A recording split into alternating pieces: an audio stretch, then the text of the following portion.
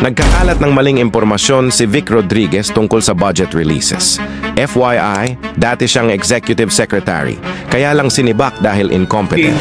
65% of the 2025 budget ay na-release na po ng DBM.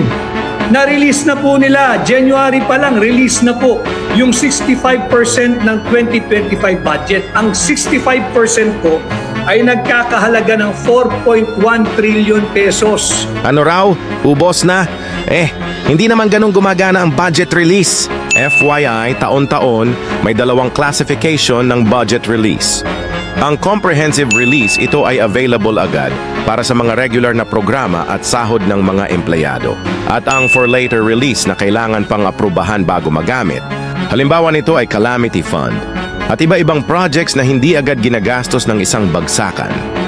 Kahit naka-release na ang budget, hindi ibig sabihin ubos na ang sahod ng mga empleyado. Halimbawa, monthly pa rin nire-release. Kaya pala sinibak. Mismong executive secretary, hindi naiintindihan ang proseso ng budget. Ngayon, kung ano-ano na lang ang pinagsasasabi, huwag magpaloko. Hindi porket maingay, totoo na.